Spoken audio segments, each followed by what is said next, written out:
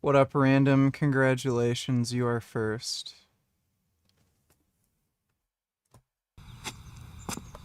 My nads are numb. Yeah, mine too. Ugh. Wait a minute, did you just kick me in the nads? Yeah. I didn't even feel anything.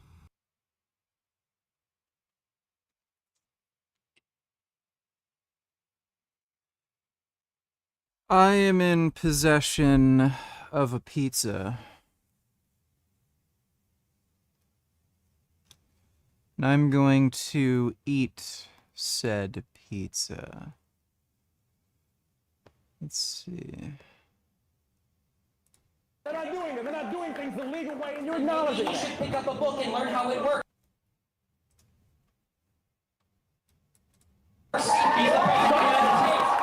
Supremacy is no longer a major issue affecting the black community in America today. Oh, the audio is just horrendous. That's fucking unwatchable. Let's see.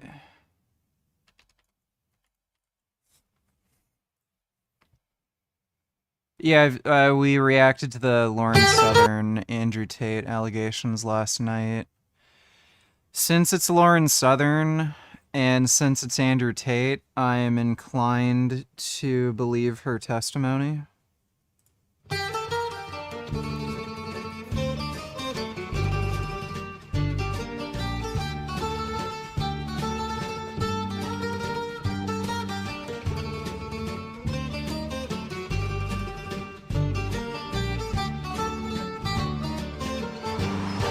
All right, pizza review time. We are at Colaroso. Where are we? Shelton. Shelton left that guy just shell-shocked in there. Guy is speechless, shell-shocked. Dude, what the fuck? Dude, what the fuck is wrong? Yeah, I just saw him get out of the car. I was like, what the fuck Is this fucking happening? Dude, I don't even... You're starstruck, bro. Here's the pizza. We're kind of in still the new wave. This looks like more of a bar pie type situation. Place was cool in there, almost brewery vibes. Like a lot of beers on tap. They had a big board, TVs. See what we got.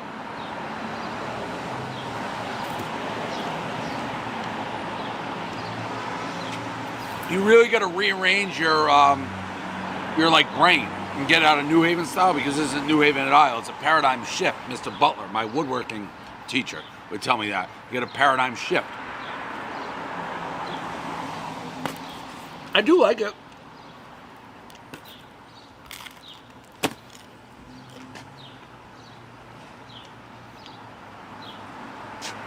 Almost like a gigantic bar pie. Nice and thin. I think it was on the 8s in the app. I don't know if I can go that high with it. I can go 7.6. I can go comfortable 7.6. Guy told me my hat sucked, but he was a fan, joking. I tell you, Yankees will lose every night. Every night they lose. I can't tell if the Red Sox are good or bad. They win 5 in a row, lose 5 in a row, win 5 in a row. But the Yankees stink. This is a 7.6, a comfortable 7.6. Colaroso, cool spot. Shelton, Connecticut. That's a review. One day I'll be open when you're around. Where's your spot? Oh, right across the street. Yeah, man. It's a pleasure. Wood fired. Hell yeah. How long you had it for? 6 years. Oh, wow. Yeah. We consider it New Jersey and Connecticut. What does that mean? I'm from Jersey. We make Italian ice. Oh, and nice. It's a little piece of New Jersey here. Nice. Yeah, I'll Yeah. have to get back here when you guys are open. Yeah, it's You're not 16 open hours now? a week. That's it? So what days? Thursday 6 to 10, Friday Sounds 7:30 like a weekend job. to 11:30. It's our full-time job. Plus we buy storage units. No, I mean, but We you own guys, a thrift shop and you guys are open the weekends. yeah, Yeah, pretty yeah. much. All right. Cool, man. $2, if you had to pick one, would you rather live the rest of your life in Afghanistan or Somalia? The objective being to survive as long as possible.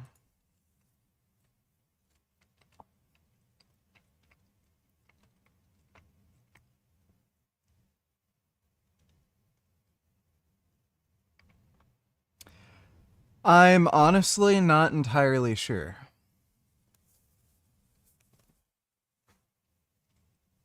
Sort of leaning towards Somalia, but I'm honestly not entirely sure. They're both pretty bad. Thanks for the donation, though, Kim. One of these days. Yeah, next time. Oh yeah. Well, these are both good. Yeah, yeah. No, the pizza doesn't have Just cheese. my wife and I. We were rocking good vibe. I'll try it. Cool, man. Yeah. It's a pleasure. I thought you guys do Italian ice. That's cool. We will crush anyone in the state, the tri-state. Italian ice? Oh yeah. All right. I'm out of you. I do. Pleasure. Hell yeah. Have a good one.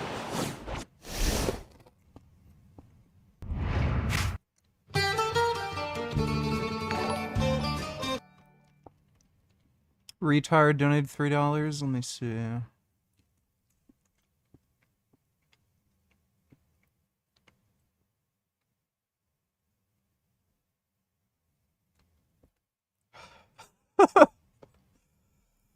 Okay. I don't know why people hype up high fructose cane syrup so much. It has the same ratio of glucose to fructose as cane sugar.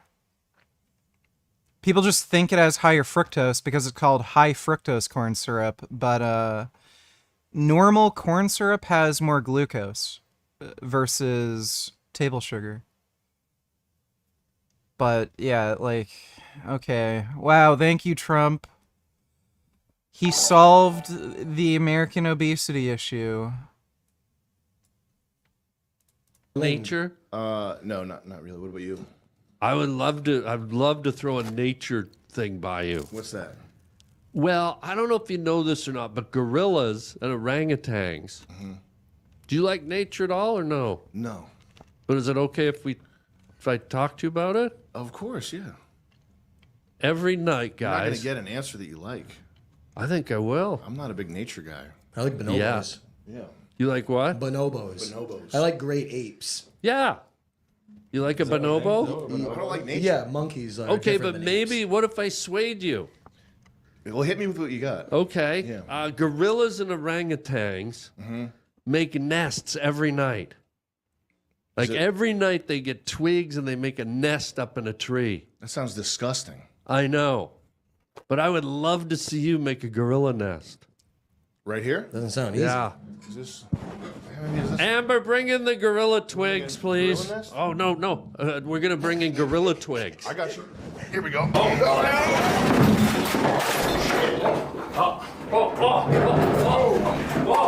There we go. Oh no. Big gorilla nest coming in. Is there a gorilla in this room or what? Oh. There we go. We lost. Ha We lost power. Here, get in the gorilla nest. Wait, bring in the gorilla twig. Hop in the gorilla nest. All right? I don't know if we have. Let's get you in there. We can't fit in there. Let's get you in there, buddy. Let's get you in there. Let's get in that nest, all right? Get in that nest. There we go, buddy. There we go. Gorilla twig. A big monkey. What are we dancing? We're big monkeys. We're big apes. We're big gorillas. We're gonna get in that nest. We're gonna get in that nest, darling. We're getting in that nest. I see something I like in that nest. What the fuck is going on? Yeah, and I've seen, yeah, there we go. Richard Spencer, of course. Spectre lying of assault or rape occurred. Why didn't you report it to the authorities the morning after? Why are you claiming or implying that one happened now? Blah, blah, blah. Like, it's a fair question, but I mean, it's kind of understandable why she wouldn't. But it is what it is. It's not like this is the first time Tate has done something like that, so whatever. Thanks for the donation, retard. Sengoku donated $2 on a scale of 1 to 10. How retarded is this? I'm going with 9 because she's conflating a descriptive statement as prescriptive advice. Forgot the link. Let me see.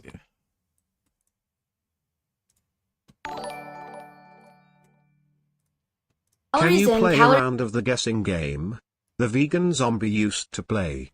You pick a fictional character or something and we guess man or woman, are they animated, from the 80s etc. It's pretty fun.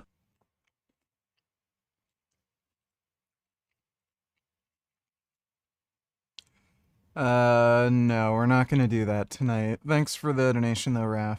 Calories out is always true. But move more, eat less, and move less, eat more are horrible pieces of advice because there are more blocks on both sides than just your diet and exercise. For context, the energy that you get from a given amount of food can be estimated and measured by a metric known as calories. But not all foods are as calorie dense as others, so you can eat more vegetables and move less because you're tired and in a calorie deficit, and you'll still lose weight because you're in a calorie deficit. That's not move more, eat less, now is it? But the calorie amount from a given food is not always accurately marketed. The FDA allows a plus or minus 20% margin of error. So maybe you eat half of a breakfast sandwich instead of a full one, but due to the margin of error, you're still in a surplus and you'll never lose weight. Even after accounting for calorie density and the margin of error, the amount of food you put in your mouth physically is different from the amount of food that you physically absorb. Yeah, I don't know. Like, that's just being a pedantic twat. That's pretty stupid. Thanks for the donation, Son Goku.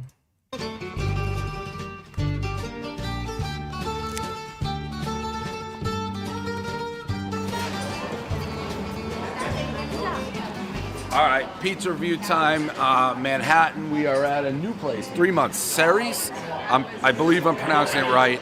Again, we're in reverse order because I'm waiting for the cheese pie, the whole pie. But they had a tomato, and I love tomato generally because it's generally crunchier and has the crisp that I like. So we got the backstory, pretty remarkable backstory. He also put parm on it, looking me right in the eyes, being like, I know you don't like parm, but this is how we do the Plot twist, Andrew Tate paid Lauren Southern to claim she was sexually assaulted by him to obfuscate his actual crimes and make all women's accusations against him appear as mere men hysteria. I'm pretty sure that's not what's going on. But thanks for the donation, retard. this slice, so this is how you're getting this slice. So the backstory, should I wait till I get the cheese to tell the backstory? No, I'll do the backstory. Did you see another carnivore died 3 years into it? I did not. Is it like cancer again? I've seen quite a few of those carnivore idiots get cancer and die. Or you can make it work, however. 2 guys working at 11 Madison Park, which I believe is where I went to a Kentucky Derby party like 10 years ago, and they didn't have the horse races on, the undercard, and I almost flipped out. So anyways, there are chefs there, came up with the concept for pizza during COVID, took them 4 years to find a lease. So 4 years to find a spot. I don't exactly know where we are. We're at a very hipster-like area of New York where there's like vintage stores and all that. So 4 years to get the lease till one didn't fall through. They got it. They didn't want to take investment, put it all on their credit card. These are like chefs. I'm like, what's the name Ceres mean? He's like, it's a wild type of yeast that gives off something that I lost them after, wild kind of yeast, but they're chefs. And he did the drizzle on it. So let's see how it goes. They were also on Fallon the other day for some reason. It had nothing to do with us coming here. This has been on my list for, I don't know, a month and a half, but I don't live in New York anymore. So here we go. Here's the tomato, great undercarriage. This will not be what I base the score on. This is just pleasure eating. I'll wait for the fresh large pie.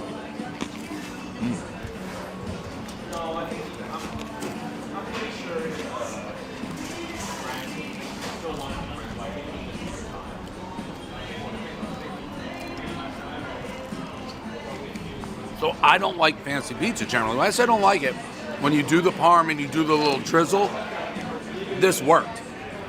You can kind of, I don't want to go get ahead of my skis, but you can tell they're chefs. Like, this didn't overpower the slice. This is great.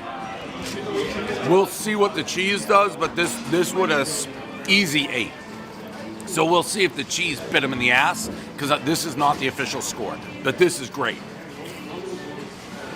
I mean, this is a great slice. If I eat a whole pie of it, I don't know. Single slice, amazing. We'll wait for the cheese. This is great.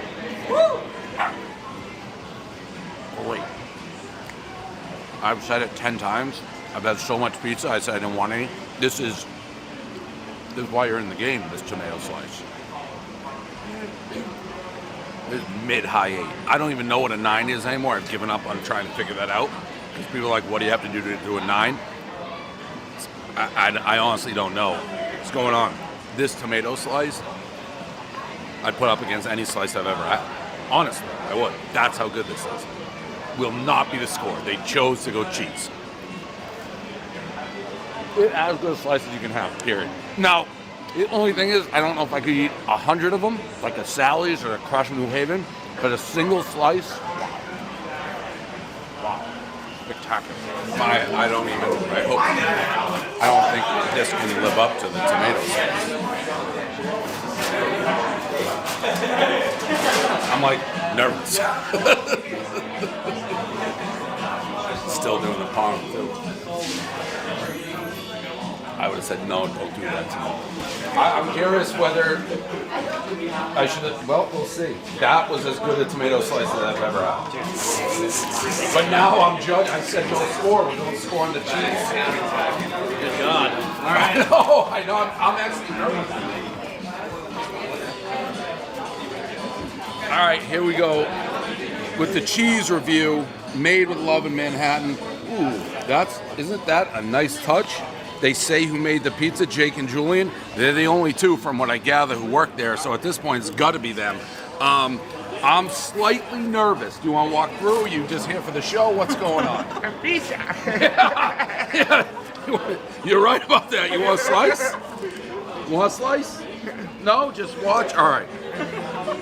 Stay focused, because I'm coming in saying I was like nervous. And I don't get nervous to eat pizza. I've had pizza every day for like 10,000 straight days now. The tomato slice, which you'll have to put in, was just about the best slice single I've ever had. Now, the only thing, it was rich, so could I have a whole thing? And I said I'm going to score the cheese. Look, it looks beautiful. And I'm hoping...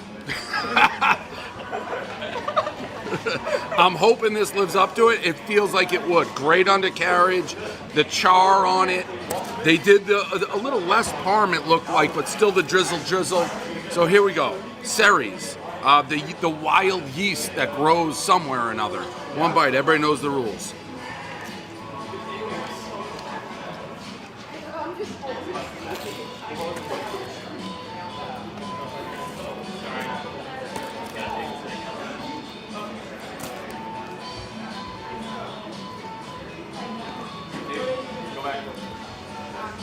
So,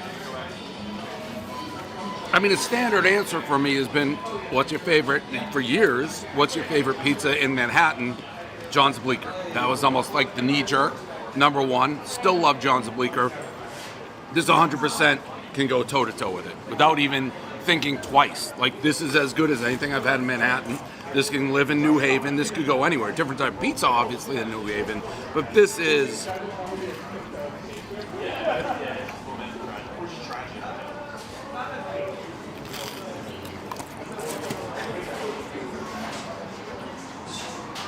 I'm going to take out the 9. I'm going to take out the 9 marker, which I can't remember the last time I gave out a 9. I'm going 9-2. 9-2 here, 9-2, 9-2, 9-3 tomato, whatever you want.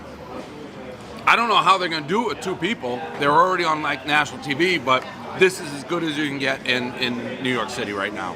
As good as you can get. Everyone's giving the scores to them back. Who are you guys relaying the scores to? 9-2. A good story. They put this all on their credit cards. 4 years in the process. Must have, top of the list, Manhattan pizza, without a doubt. And I've had it all. This is as good as it gets. Ceres. Great pizza. Woo!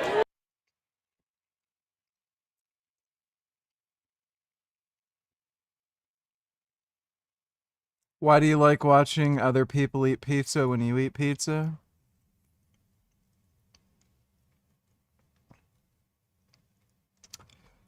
I don't know, just enhances the pizza experience.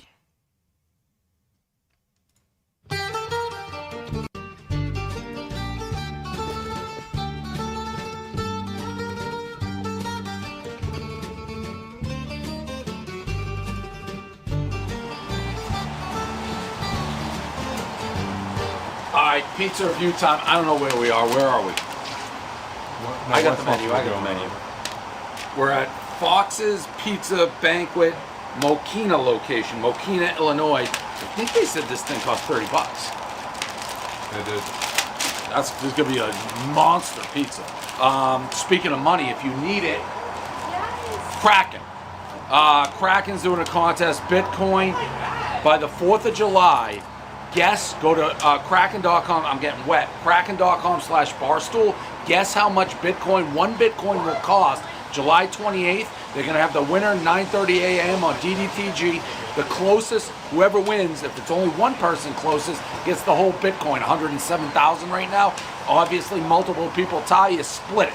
So you have to go to Kraken.com/barstool by July 4th to enter July 28th, 14th anniversary of Kraken. All right, here we go. This thing's a little tough for me to open. Probably because it's so big.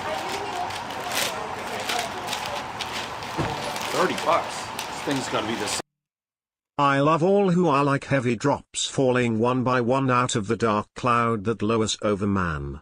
Lo, I am a herald of the lightning, and a heavy drop out of the cloud. The lightning, however, is the pizza. Dave Portnoy.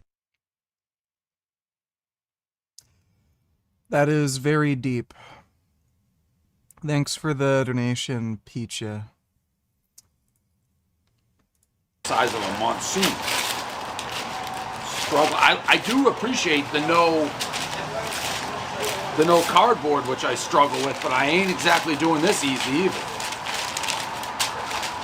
Austin, I'm struggling here. There we go. Pat was almost going to get in the mix. Pat, you took a step. I did take a step. You took a step? All right, this is huge. Here's why it's $30. This is a monster pizza. One bite, everyone knows rules. Traditional Chicago tavern style. Actually looks pretty good. The edge pizzas, those are the money spots on these. You get the middle ones, sucker slices, bites. All right, here we go. Fox's. Good tavern. Again, I've said this a million times.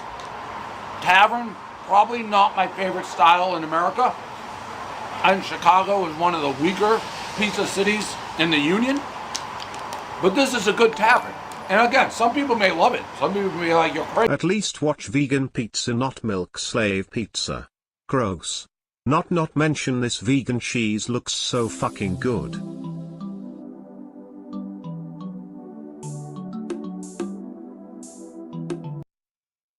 I don't like cheese. Yeah, I got my pizza without any cheese. I really don't like cheese. Thanks for the donation, though, Axel.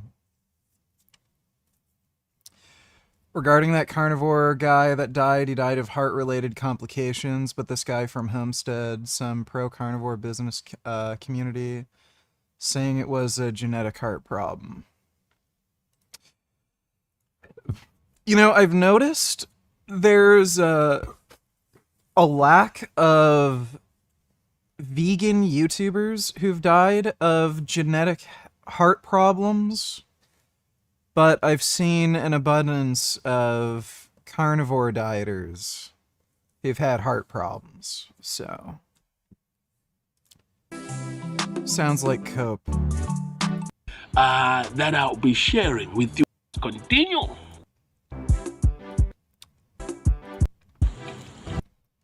This guy's videos are fucking terrible. That's unwatchable. That's really bad. MAGA is so up in arms in this, they thought the revelation of the quote-unquote Epstein files would be a political bombshell that would reveal that the Democratic Party is a pedophilia ring. What did it take to finally get the MAGA crowd up in arms? What did it take to get them really concerned and really worried? It's not catastrophic climate change that threatens our lives and our well-being. It's not the massive transfer of income in this abominable bill. Cute firefly ate water off my hand.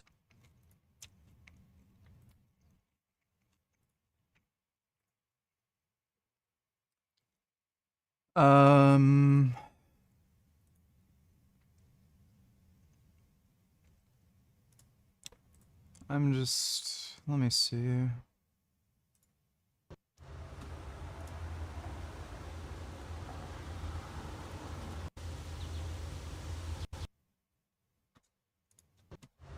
Okay, it's not porn.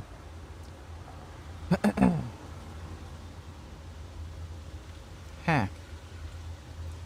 So that's what fireflies look like. Yeah, I didn't know, but I found out yesterday that there's a lot of fireflies out here. I saw them, you know, buzzing around and glowing last night. I've never seen them before. Thanks for the donation, Non-Wib. From most of us to those who don't need it, the very wealthiest of Americans, the big corporations. It's not ICE agents who are terrorizing our community and overwhelmingly arresting and detaining not the worst of the worst, as Trump promised, but people with no criminal convictions or the most minor convictions for things like traffic violations. It's not quack scientists at Health and Human Services threatening our health. Yeah, but MAGA don't care about any of this stuff you're It's listening. not any of that stuff. No, but I'm saying MAGA doesn't care about That's any my of that stuff point. anyways. It's not any of that stuff. So what do they care about and why? The supposed Epstein files. Tell them who Jeffrey Epstein was. You tell them. All right. He was a well-known pedophile. Sex trafficker. Not just a pedophile, he was a sex trafficker, right, and was convicted, imprisoned, and apparently killed himself in prison, although there are still some questions of whether he committed suicide or was murdered. We have no insider answers or special information about that. I'm just pointing it out to everyone. And this is a self-inflicted wound by MAGA. That is Pam Bondi, who supposedly serves the Constitution and the U.S., but acts only as Donald Trump's private lawyer, which she should not be. That's not the oath she takes, but that's another story. Said she had right here on her desk, right, Sam? Not in some, far-off location. Right in her desk.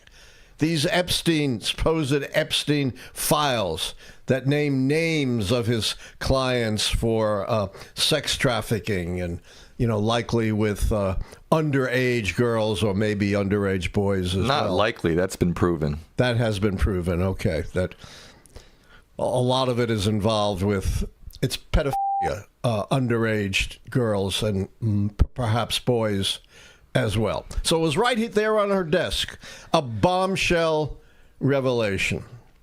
And officials at the FBI, particularly I think it's the Deputy Director Dan Bongino, ratified the fact that, there were these Epstein files with all kinds of incriminating information, at least suggested that. And then boom, out of the blue, Sam, what does she say about the Epstein files?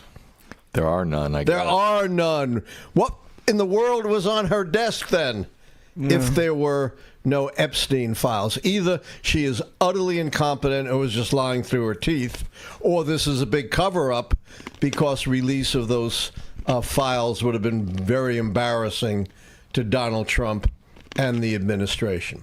So why does MAGA care so much? It goes back to something called QAnon. Do you know what that is, Sam?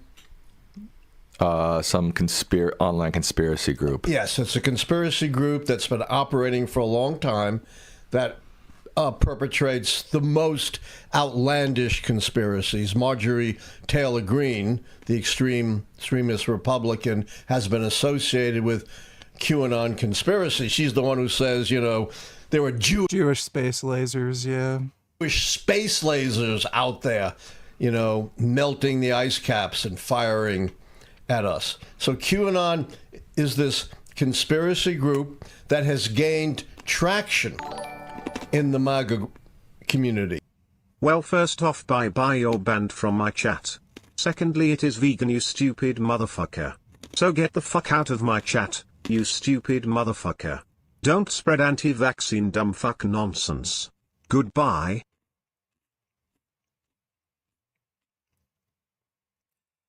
That does sound like something I would say. Thanks for the donation, Vegan Gains. Funny moments. About half, Sam, of Trump voters, at least to an extent, believe the QAnon conspiracy theories. And, of course, a lot of these conspiracy theories are directed against Democrats. In particular, a classic feature of conspiracy theories on the right is that the Democratic Party is actually a pedophile ring run by pedophiles for the purpose of perpetrating pedophilia. And this led to what could have been a very deadly confrontation. There was a claim that a pizza place in upper northwest D.C. called Comet Pizza was running a pedophile ring from their basement, and someone... That was a bizarre conspiracy theory. A fucking pizza restaurant. Did you watch the Piers video with Destiny about Epstein and Texas flooding a week ago? Also new Willie McShow video. I did. Yeah, so we already watched that one. Basically, Pierce and these two MAGA-tards were just shaming Destiny for some, funny shit posting he made, even though Republicans are the one to blame for the whole disaster in the first place, so... Thanks for the donation, the retard. Victims of Ethan Klein, doxers, liars going bankrupt. Alright, that sounds good. We'll watch that one next. Thanks again, dude. One with armed, with I believe a semi-automatic weapon, descended on Comet Pizza, determined to break up the pedophile ring in the basement. What was the obvious problem with that theory, Sam? Yeah, it didn't there exist. was no basement in Comet Pizza, and of course Comet Pizza had nothing to do with pedophilia. There is not a single shred of evidence in supporting this. But that doesn't matter. Is there a shred of evidence, Sam, supporting Trump's claim that the 2020 election was stolen from him? No. Is there a shred of evidence supporting Trump's claim that no other country has birthright citizenship? No. Is there a shred of evidence supporting Trump's claim that his abominable bill is the most popular bill ever? I think we get it. We get it. Doesn't matter. This is a total fabrication and something made up. And that's why MAGA is so up in arms in this, because steeped in QAnon conspiracy theories, even if they're not QAnon advocates, at least believing this idea, they thought that the revelation of the quote-unquote Epstein files would be a political bombshell that would reveal, that would finally provide evidence that the Democratic Party is a pedophilia ring. And part of their conspiracy theory is that somehow the deep state, whatever that is, dude, like the amount of Republican senators who've been caught with just like weird, inappropriate sexual relationships. Who was Matt Gaetz? Very fucking clear. Matt Gaetz had sex with an underage girl. Like, that's obvious. He also committed sex trafficking because he paid this underage girl to do it.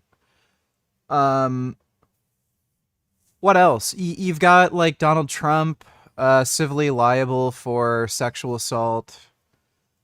There's a few other Republicans who've just cheated on their wives. I'm sure there's another, like, couple who've fucked kids before. Like, who do you have on the Democrat side? Like, you've got Bill Clinton, but he only raped women, like, around his age. Maybe a bit younger, but, like, they're old. Like, over 30 or in their 40s. And then you have, Kennedy, who just fucked everybody. Fucked Marilyn Monroe, but, like, again, no kids. He was just banging like whatever he could get a hold of. It's kind of insane how they were peddling that conspiracy theory when, if you look at like the sexual misconduct from Republicans versus Democrats, way worse for Republicans. Must have intervened to stop the release of it. And they're very, very angry about that. But here is something interesting. Can you show the poll, Sam? Yes. 1 second. Oops. This is absolutely critical. Okay. Critical. There What percentage are dissatisfied with the failure to release the information? Looks like 50% to me. And what percentage are satisfied? Looks like 3% to me. So that's about 17 to 1. Wow. Right? In terms of dissatisfied to satisfied. 29% doesn't matter. And of course, there's always a huge chunk who doesn't follow anything. Although, I don't see how you could have missed this. It's everywhere, not heard enough. So there is this huge chunk of the American people that's dissatisfied. And here's the thing. What? It's not just MAGA that's dissatisfied. It's also the Democrats for opposite reasons. Well, why did the Democrats want it released? The obvious reason, Sam. Who did they think was going to be on these files? I guess Trump. Donald Trump. I'm not sure that would have mattered to any MAGA, but that's why the Democrats want it released. So for utterly opposite reasons, both Republicans and Democrats are dissatisfied. This is like the polls I remember back during the time when the Vietnam War was going sour. A majority of Americans were dissatisfied with the conduct of the war, but for opposite reasons. A big chunk of those dissatisfied wanted to pull out, and a big chunk of those dissatisfied wanted to escalate the American military operation. So numbers like this conceal two utterly different motivations from two groups. So somehow, Sam, the administration's managed to antagonize everyone. Can you show the next poll, which I think breaks it down? Which one was that? Was that the one that breaks it down? I think that this one. Yeah. Okay, let's. So you can see who even was Epstein before he was exposed as a creep. I don't know what you mean by that question. Actually, more Democrats, those that lean Democrat, are dissatisfied than Republicans, but it's still better than 10 to 1 for Republicans and 20 to 1 for Democrats. In other words, you've got these big chunks of those who favor the GOP and a big chunk of those who favor the Democrats who want the information released for opposite reasons. And those who are satisfied represent a very tiny percentage of both GOP affiliates, Republican affiliates, and Democratic affiliates. So somehow... Put some respect on Bill's name. Bro didn't rape. It was just unethical because he was the literal fucking president and advanced on his secretary. Bro just tore a farm the hose in his office. With great power comes great responsibility. Uncle Sam. There have been like 3 women who've came forward and said Bill Clinton raped them. And I think at least one of them was before he was in office. So, no, he's probably a rapist. That's a little too coincidental that you have this long string of women who are complaining about him, making rape accusations, and have very similar stories about how he'd wait till they're alone or try to lure them somewhere when they're alone. Like, yeah.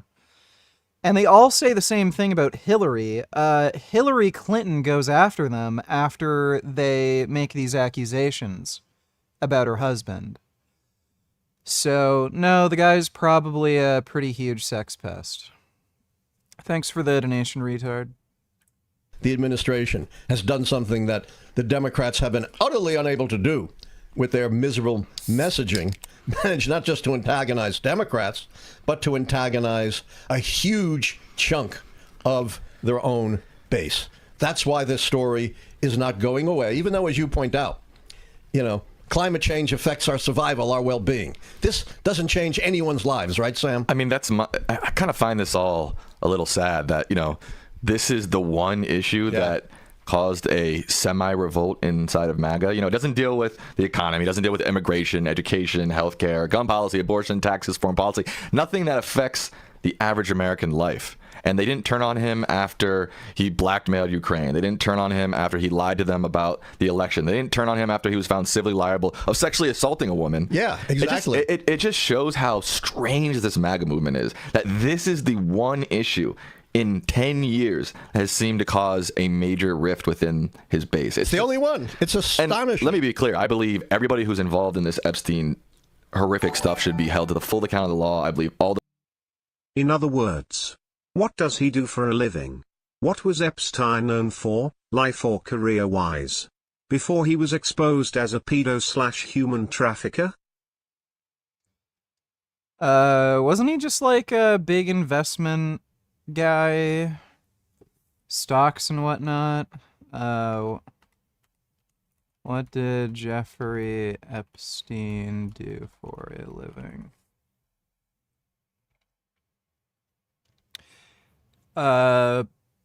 Primary profession was a financier and money manager, specializing in wealth management for extremely wealthy individuals. Yeah, so I guess he did accounting work, and just investment trading and stuff.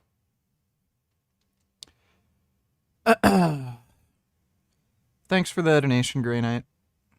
All the victims should get their justice. But like I said, at the end of the day, nothing about this affects the average American. Is horrible. Right, it's one of the worst crimes, and they should, of course, be brought to justice. But the statute of limitations is, I'm not a lawyer, is probably long gone on And look, here's the thing. There's probably, in America right now, there's probably tens of thousands of horrific rings like that happening. Look at the Catholic Church. Right, look at the Catholic Church. But this is the only thing that MAGA seems to care about. Right, they don't care about pedophilia in a conservative institution like the Catholic Church because they want the Catholic vote. Yeah, it's just... And that's documented. Right. It's all so weird. It's just all... It's all weird and creepy, and it gives me an icky feeling. It absolutely should give you the most... Had vegan elote pizza at Pizza Lycée in St. Paul, MN. Welcome. I don't know why I keep getting recommended this jackass's channel. He plays, like, the lamest racing games, and he doesn't even have a wheel.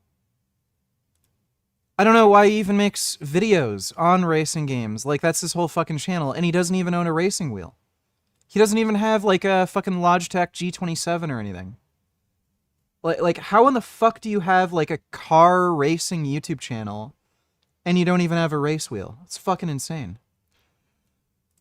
Let me see, non-wib.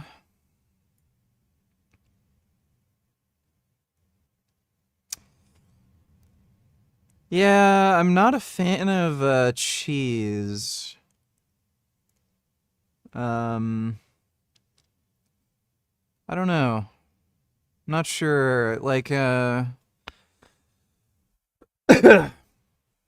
not the absolute biggest pizza snob, but I'm not, I'm also not, like, the type of person who's like, even when pizza's bad, it's still good. Like, no, there's shit pizza. So, I don't know. Just from looking at it, it kind of looks meh. I'm not sure if I'd enjoy that. I've had corn on pizza before. It actually works pretty well.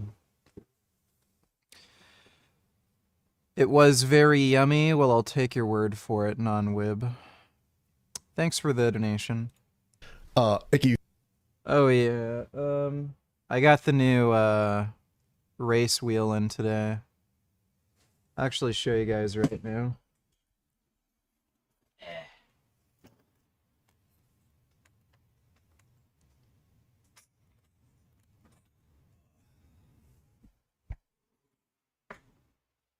Yeah, take a look.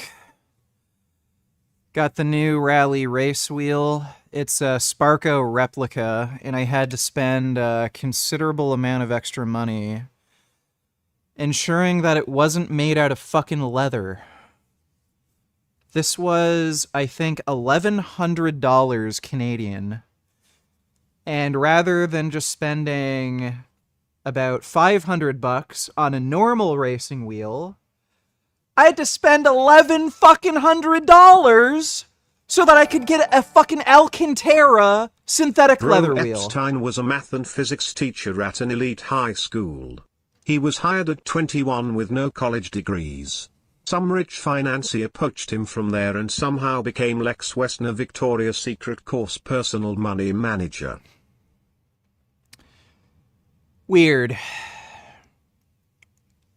Huh. Yeah, you know,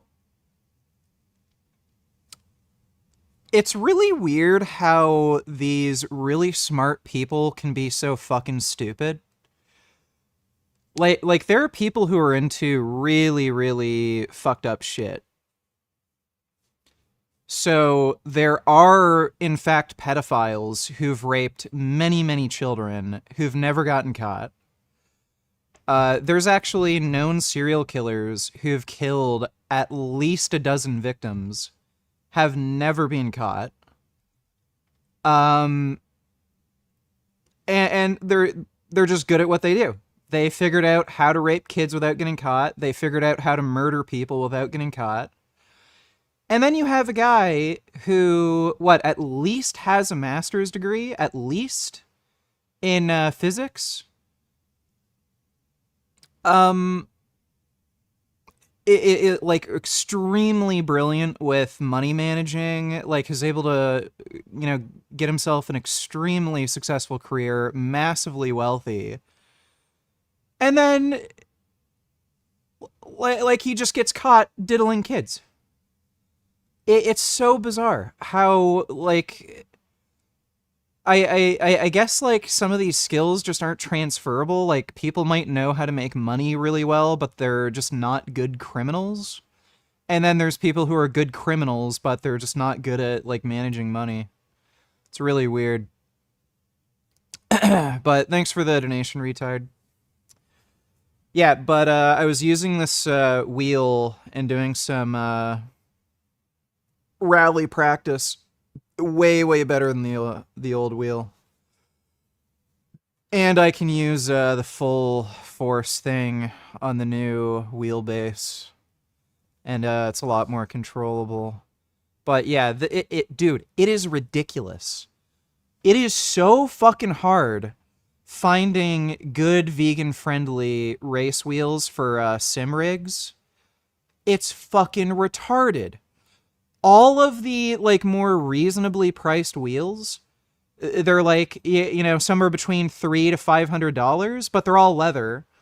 And then if you want to get a wheel that's vegan, you're spending, like, at least for a round wheel, there's some GT and F1 wheels that are a bit cheaper, you're spending like $1,000. Just so you can have the luxury of not having a fucking murdered cow's skin on a fucking steering wheel. Like, what is their goddamn problem? It's fucking retarded. Who the fuck wants leather on their steering wheel? Like, for one thing, Alcantara is a superior material. It's less prone to dissolving. It's softer. It's more durable. It's lighter. Why in the fuck do you have to spend so much fucking money? Like Alcantara is not like this super fucking space age wonder material. Like, I just don't, for whatever fucking reason, they just charge more money for like a higher tier product, and then they end up using Alcantara for it. It's fucking retarded.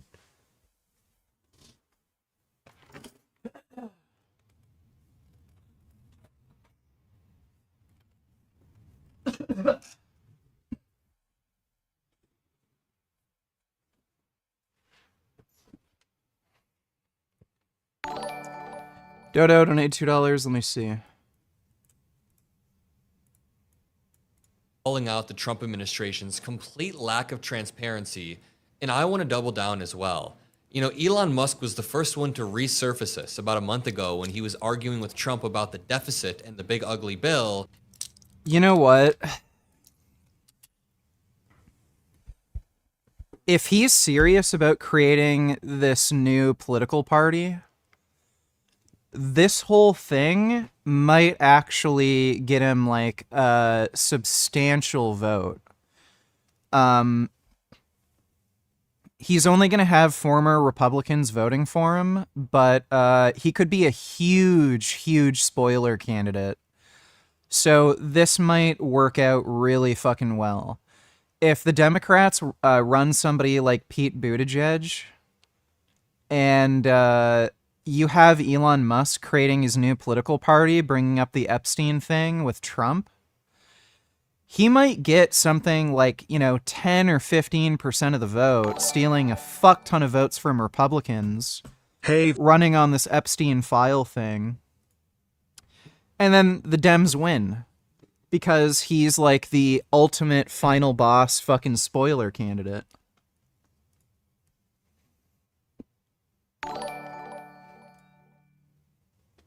Hey Vegan Gains, long time fan here. I think you banned me from the chat a few years ago. I was wondering if you would be down to consider letting me back into the chat. I never get to engage anymore and I promise it'll be good. I recently became a liberal. Give me a link to your channel and I can unban you. You're gonna have to give me a link to your channel though. Thanks for the donation, Gotta Gains. But now this has snowballed into something larger than any of us could imagine. And it's literally due to Trump. Trump's handling of this has been so poor that every single time he talks about it, he digs. I photo cars. All the higher end models have Alcantara and they charge a premium. I'd if it's actually more expensive to make, but it appears and feels like it is. It's marketed as a luxury material.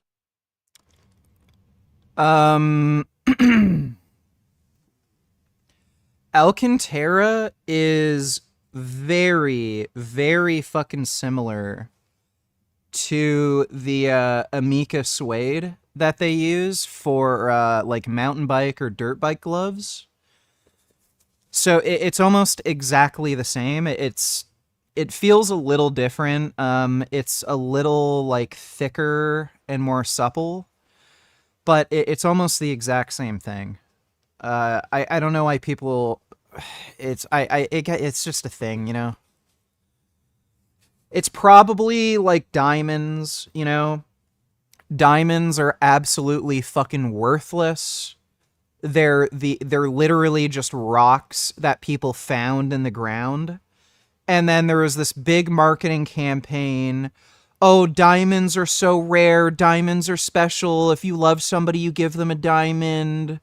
And then they stopped selling as many diamonds to jack up the price. And then everyone started thinking, oh, diamonds. Oh, yeah, they're so expensive and rare. When they're not. They're extraordinarily abundant. They're worthless. They're just garbage. I can fucking guarantee you this Alcantara thing, very fucking similar. Get like a mountain bike glove, you know, like a Fox Racing mountain bike glove. Feel the synthetic suede they use, and then feel Alcantara. It's almost the same. Alcantara is just a little softer feeling. It's basically just the same fucking synthetic leather thing that they've been making forever. Only, ooh, Alcantara. Made in Italy. Registered trademark. Ooh, they put it in Lamborghinis, so you know it's good. Give me more money, even though it's the same fucking shit that we've been making for like, what, 30 years now that have been in mountain bike gloves forever? So I can guarantee you that, like, that's what it is. There's no fucking chance it's like some super expensive luxury material. Thanks for the donation though, retard. Gotta Gains, donate $2. That's my channel, bro. Yo, JD, Burlington's finest. Yo, JD, Burlington's finest. Stranded, the best any.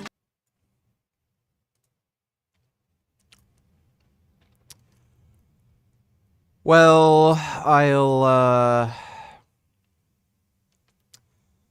I'll give you a pass because that was 15 years ago. We were all cringy at one point. Okay, you should be unbanned now. Thanks for the donation, God of Gains. Himself into a deeper hole. For example, his new argument is essentially that his own MAGA base got duped, tricked, and they're idiots for believing in the quote-unquote Epstein hoax in the first place. Tim Pool points out, Trump is trying to nuke his base. And Elon Musk responds, he should just release the files and point out which part is the hoax. There are just so many different ways you can poke holes in Donald Trump's logic right now. You say you're you say you're not the biggest pizza snob, but you are anti-pineapple on pizza. I can understand not liking it, but being anti-pineapple on pizza is being a pizza snob, just saying respectfully. Pineapple on pizza is fucking stupid. Tomato sauce is already very sweet, and then you add more of a very sweet thing onto it. It's like getting a vanilla cake, but then you decide to add sugar cubes onto it. Like, why would you sprinkle sugar cubes onto a cake that's coated in fucking icing? Like, it's just stupid. And on top of that, pineapples just don't taste very good. But aside from that, even if you like the taste of pineapple, you already have a sauce on the pizza that tastes quite sweet. And then you sprinkle on more sweet shit. It doesn't make any fucking sense. Like, why would you put sugar cubes onto a fucking donut or a cake? Like it's just dumb. Now that it's almost not even funny. I mean, first of all, if the files don't exist, how did Obama write them? If Obama wrote them, that means there's probably bad stuff about you. If the people who believe this are idiots, then why did you guys campaign on this? I mean, we could do this all day, but the funny thing is, his own supporters are slowly becoming self-aware on this topic matter. For example, after he called his supporters stupid and foolish for calling the files to be released, Riley Gaines said on Twitter, was it stupid and foolish when he campaigned on releasing the files? Are Pam Bondi, Kash Patel, Dan Bongino, and Alina Habba all foolish and stupid for peddling this for the past 6 months? Why on earth is he doing this? Says one confused Trump supporter. Well, Matt Walsh begins to put it together more. So the Epstein files are a dumb hoax, and yet the attorney general who deliberately peddled this dumb hoax is doing a great job, won't be fired, and we should stop criticizing her. Someone make sense of this for me. I mean, you know it's bad when even the MAGA supporters are poking holes in Donald Trump's logic like it's a sponge, just hole after hole after hole. Yeah, I saw the teaser trailer for the new Mortal Kombat movie. I don't know if that guy they got, what's his, oh shit. Oh damn, new Frankments. Fuck yeah. Let me see. They released a teaser.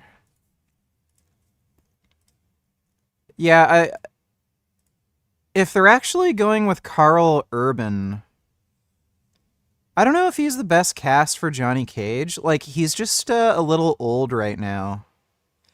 Like, and you can look at his face. Like, he's just not in great shape. He's got the little, you know, turkey neck going on. He's just old and out of shape. And yeah, I mean, like, when you got a turkey neck kind of flopping around, it's hard to believe that you're like this, you know, ultimate fucking warrior, needs to save the Earth realm from the greatest martial artists in different dimensions. Like, I don't know.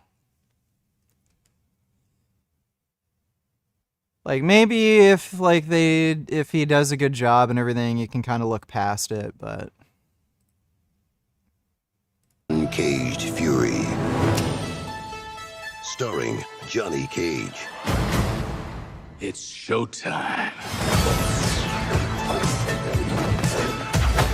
They pissed him off. They fucked with his shades. They should have brought more guys. You should have brought more guys.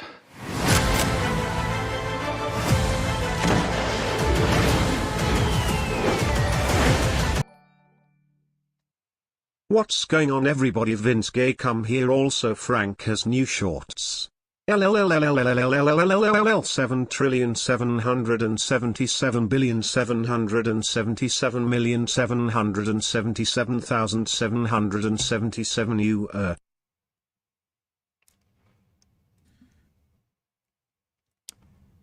Alright, let's see. What's going on, everybody? Is this the same video? You linked me the same video twice. Alright, we'll look at that in a bit. Thanks for the donation, Gay Lord Come Vegan. Uncaged Fury. Coming to a theater.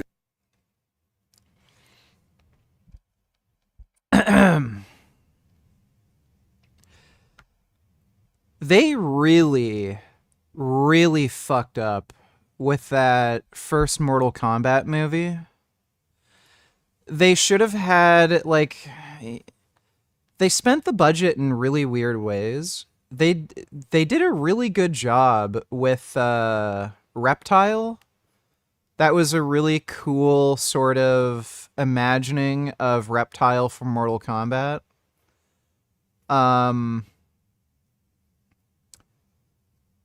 Goro, I mean,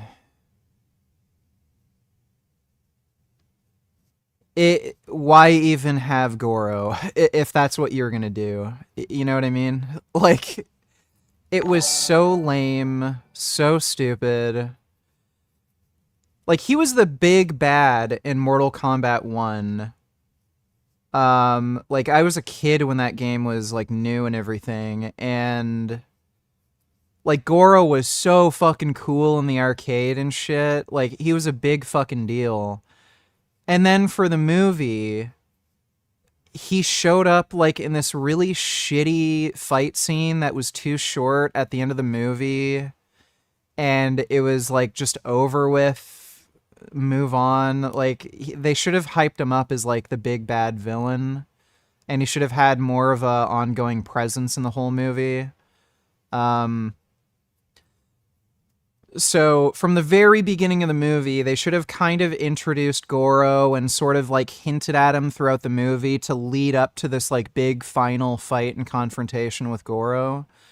But, like, instead, like, the big crazy standout character, this, like, you know, four-armed giant dude. No hype, no build-up, just, oh, there he is, oh, he's dead now, alright, move on. The plot also didn't make any sense. They're supposed to have a tournament in Outworld, and they never had a tournament. There was just one kind of lame big fight scene at the end. That didn't make any sense. There was a lot of stupid shit. The guy they cast for Kano was terrific. That was a fantastic casting. He was probably the most well-cast character in that whole movie. He was the best character in that movie by far. So I hope they just fix the mistakes they made for the second movie. They really should have had Johnny Cage in the first movie. Johnny Cage is the perfect fucking character to, like, base a Mortal Kombat story off of, because you have all this crazy shit going on. You have, like, elder gods. You have, like, different dimensions, basically, like, with Outworld. And then you have these invading, like, warriors with magical powers. And, like, Johnny Cage is just a fucking normal human being. He's just a Hollywood movie actor. And seeing the story from his perspective, it's like the perfect fish out of water fucking character to introduce all this crazy shit in the story, you know, through his perspective. So they should have started off with Johnny Cage. I never been able to burp in my life, made me to feel always full, bloated, uncomfortable, made me skinny. Doctor shoved a camera up my nose and diagnosed me with RCPD. Had Botox injection in my esophagus yesterday to fix it. I will be able to burp soon. That is really fucking weird. I have never heard of that problem in my life. Hope that goes well for you, though. Thanks for the donation, Non-Wib. W donated $2. Would you pay nearly $30 at a fast food spot for a vegan steak? Beyond Meat and Veggie Grill just teamed up to launch Beyond Meat's new vegan steak fillet. And maybe I'm out of touch, but $27.95 for what they're calling a protein plate gave me serious sticker shock. It does come with 2 sides and your choice of vegan blue cheese or chimichurri sauce. We vegans are used to paying more for our food, but Veggie Grill has always felt like a fast casual salad and burger joint, not exactly a fine dining experience. Though to be fair, this is a special menu item. I did try the new Beyond Steak at a food expo a few months ago and was genuinely impressed. It's their first foray into mycelium protein, and it's also made with faba beans and wheat. It's a solid product, but does that looks interesting. Like, for me, $30 for a steak at a restaurant, like a vegan steak, like, whatever.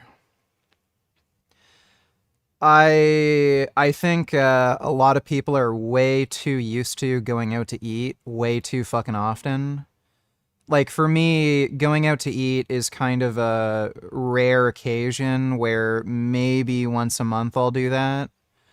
So if I'm spending $30 for, one food item, who fucking cares? Like, I only go out like once a month, if that. So I don't know. Like, I think people are kind of like, I know not everybody's rich or loaded or anything, but like, I mean, if you don't have the money to afford $30, like, maybe don't go out to eat that often. It's just really weird how people think. Does it justify a $28 tab at Veggie Grill? Would you try it? Does the price make sense? Or is it a hard pass? Yeah, like, whatever. It's a new, unique product. There isn't really any vegan steaks out there, so What do I think about it's totally fine for me. amnesty for farm workers? I think it's the most grotesque thing I've ever heard. Are you joking?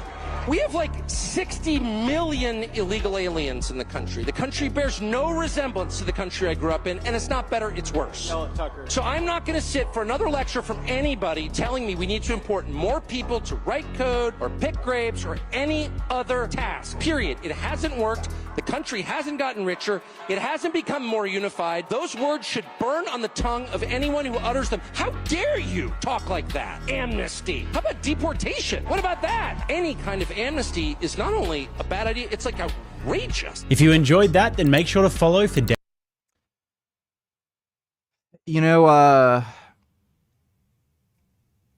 a really, really good example of this problem is Italy. That woman who became prime minister in Italy, she was like considered this far-right candidate. She was all gung-ho on deport all the illegal immigrants, don't let anybody in. And then when she got into office, she completely did a 180. And it's because her cabinet showed her the data where if they don't allow immigrants in, they're not going to have a big enough tax base to support the pension system, along with other social programs, but the pension system in particular would be completely fucked, and her entire voter base would never re-elect her again. So she did a complete 180 on the immigration thing, and all of these politicians, like, once they kind of see the numbers and the figures, it's like, okay, well, yeah, we all hate immigrants, like, but we also like having, money for retirement. So they all just kick the can down the road and then let the immigrants in so that there's a big enough tax base, to support the pension system and whatever social services, people are expecting. Like, I think everyone wants it both ways. Like, if you ask Americans, oh, do you want, like, more social services? Do you want free healthcare? Do you want childcare? Do you want this? Do you want that? oh, yeah, I want that. Do you want more taxes? No, I don't want more taxes. I want less taxes. Like, you can't have it both ways. So I think people are going to have to get used to the idea of just having to save up for retirement, having to actually make investments rather than just hoping the value of your home ends up being enough where if you need to sell it to, afford retirement, like you can't do that. Like if people are either going to have to accept more personal responsibility and take on more risk and, lower the amount of social services they expect to get from the government in exchange for not having any immigrants, or they're going to have to just put up with, the ridiculous immigration in exchange for like government handouts. And nobody wants to really talk about that.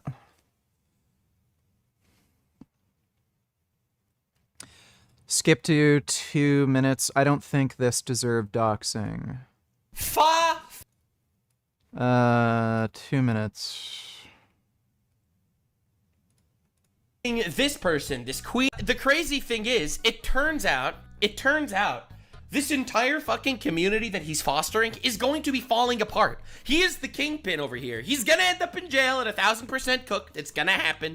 I am just saying, I am working on things behind the scenes that I don't want to actually reveal as of yet, but I am working on things with people that I have a lot of respect for, and it's gonna be diabolical, so definitely subscribe for future chaos. But this person over here is out here slandering Asmongold all the time and getting retweeted by Hassan. Their account on private. Now, why did that happen? We know why. Because of the enforcer. So this is the skull that was sent to Ethan. Skulls shouldn't be sent to a house with kids. Don't support him, but be reasonable. This is weird. Yeah, it's terrible that Ethan did that to his own children. Maybe someone should consider contacting CPS. In other words, he's kind of saying that you should absolutely get destroyed. Right? He's saying that we should try to get the government to take Ethan's children. And this is someone that is getting retweeted constantly and reacted to constantly by Hassan Piker. Hassan reacts to this guy all the time on his stream, and this guy slanders me, for example, all the time, as well as tells people to call Child Protective Services to get Ethan's children taken away, calls Asmongold a mother killer. This is the Hassan. But I don't. I don't at all. Oh, I don't. This. What, did that Gato guy get doxxed? I think he deserves to get doxxed for that. If he's going to encourage his audience to call CPS on somebody, he absolutely deserves to get doxxed. Thanks for the donation, though. W. Did you see the Moroccans' attack in Spain and the MP's response? No. Which one is that?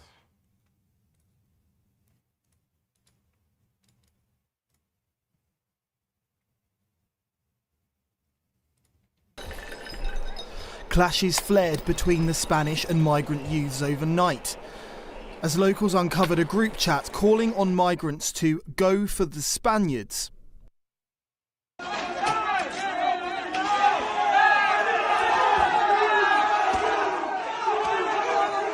Residents took to X saying groups of Moroccan youths were attacking lone locals.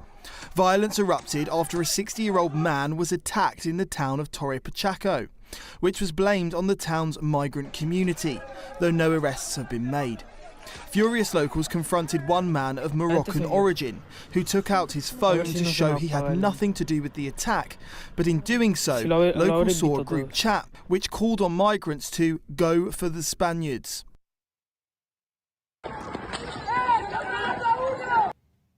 Jesus. What the fuck? Away from saying the con el Ayuntamiento de Torre Pacheco que vemos aquí en el que, como dice, se culpa a la. But the first comment on YouTube said they are one drink away from saying the old man self-harmed, perhaps representing citizens' distrust. National newspaper El País said the Spaniards involved in the clashes had started on the migrant community in Torre Pacheco, who were fearful of further attacks. That there was an organised hunt for the migrants perpetrated by the far right. It went on to say the groups were outsiders, not locals who got along well with the migrants. That the Moroccans were in fact Spanish, but they felt alienated from the country, which meant they were unhappy, unemployed and not studying. In one clip, a migrant can be seen yelling homophobic epithets to the Spanish residents while waving a Moroccan flag.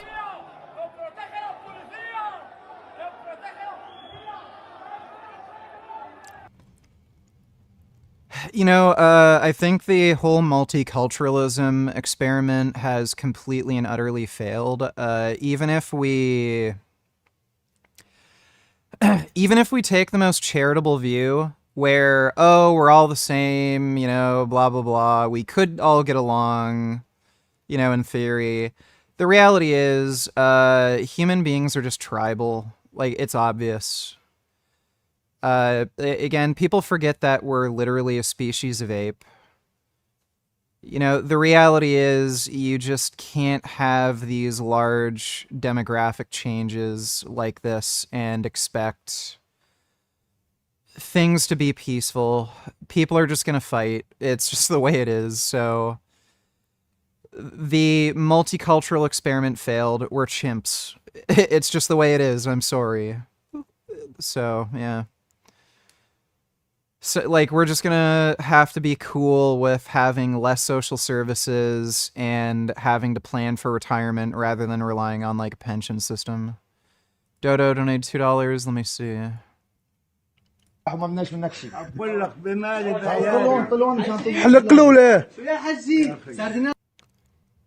Giuliani forces humiliate an elderly Druze and shave his mustache. Syria is far from ready to be a civilized nation with these animals.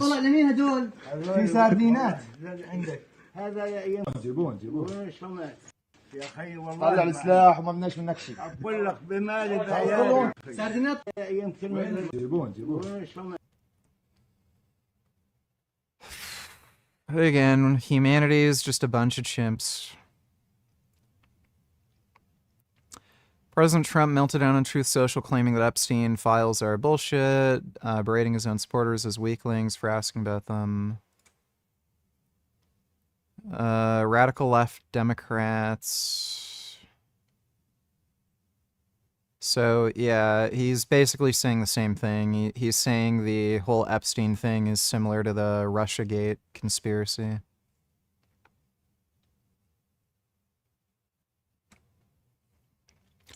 My past supporters have bought into this bullshit. Well, say goodbye to your third term.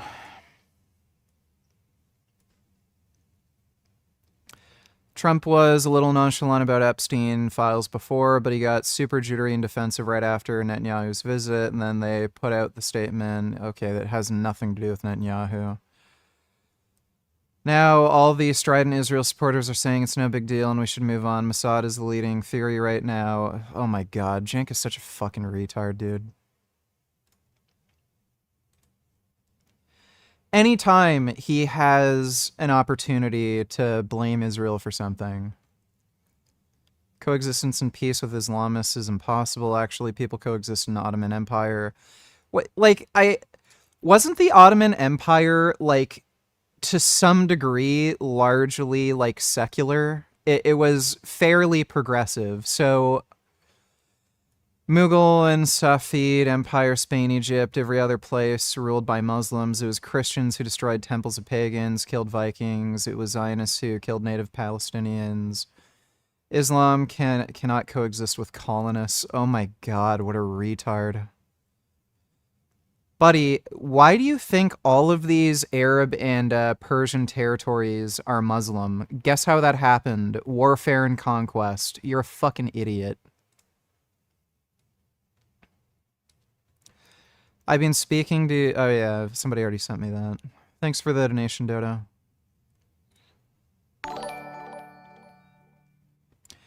Dodo donated $2. Let immigrants in, just not the Islamic ones. What do you say about that also? I've been speaking to Coca-Cola, cane sugar. Yeah, somebody already sent me it. Like, it's just stupid.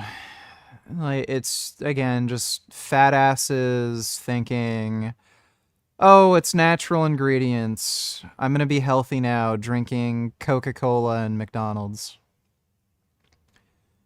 Thanks for the donation, though, Dodo. And yeah, we're best off not letting Muslim migrants in. They're definitely the worst. But it's just not tenable to have these large demographic changes the way a lot of European countries and the UK are doing it. You just can't. Thanks, though, Dodo. Shane Gillis tells me joke to set up a better one. Cringe or worth it?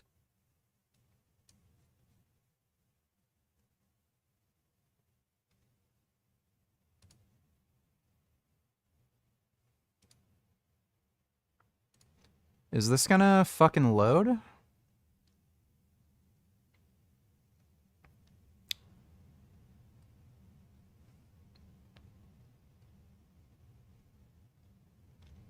Yeah, I know Frank has some new videos we're gonna watch in a bit. Yeah, this isn't loading. Thanks for the donation, though, retard. Dodo donatillers, or we don't have immigrants who just hope AI can replace all the manual labor we would otherwise need in tax automation. Yesterday, out of... Well, yeah. That would solve the problem.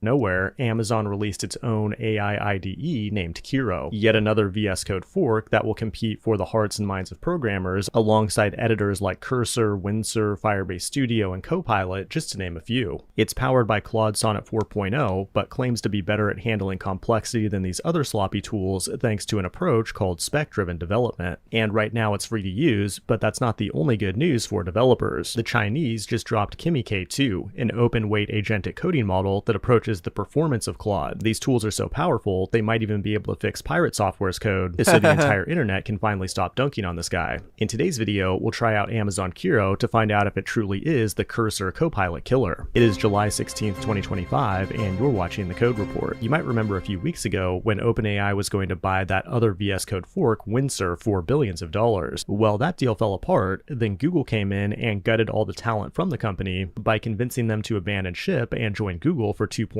billion. That screwed over many of the employees at Windsurf, but it's not a total loss because then Cognition, the creator of Devon, swooped in after Google to buy up all the scraps in what appears to be an all-stock deal. We live in a world where people will literally pay you billions of dollars for a VS Code fork because all these companies are desperate to get developers to use their products. But the company taking the lion's share of developer money is Anthropic, primarily thanks to its Claude Code CLI tool. Anthropic went from less than $1 billion in revenue last year to now over $4 billion this year. And one of their biggest investors is Amazon, which has pumped $8 billion into the company so far. Now, if you don't use Claude Code, there's a good chance you use an IDE like Cursor powered by Claude instead. It's great, but the problem is that Anthropic has Cursor by the balls. If developers want to use Claude, Cursor needs to act as a middleman and price it in a way that can eventually become profitable. Recently, Cursor tried to make some tweaks to its pricing that caught some customers off guard because suddenly their vibe coding bill became way higher, and Cursor had to later come out and apologize publicly. If that weren't bad enough, now here comes Kiro. It's also a VS Code fork with many similar features, and based on its initial pricing, it looks like you'll be able to get much more out of Claude for a much lower price. I'm sure it's a total coincidence that Amazon chose to release Kiro right now, but let's try it out and find out if it's any good. Overall, I think the UI looks really nice, but it did feel a bit slow and was missing small features like chat checkpoints in Cursor. I also ran into a bunch of delays because the service was overloaded, but these are issues you would expect on an early release product like this. You met Andrew from Delray Misfits at the airport a few days ago? That's pretty funny. What's he up to?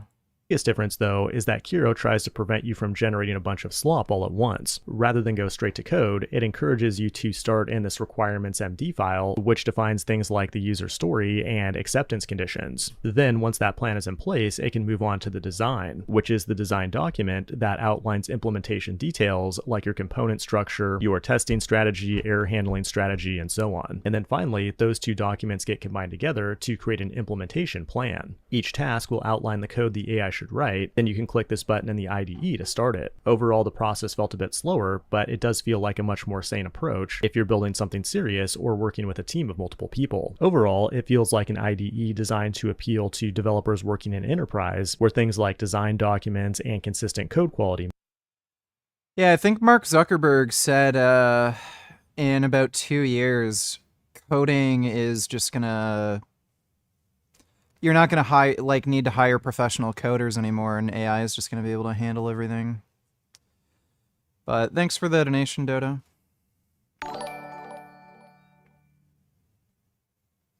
Son Goku donated $2. Perfect pull-ups? Question mark.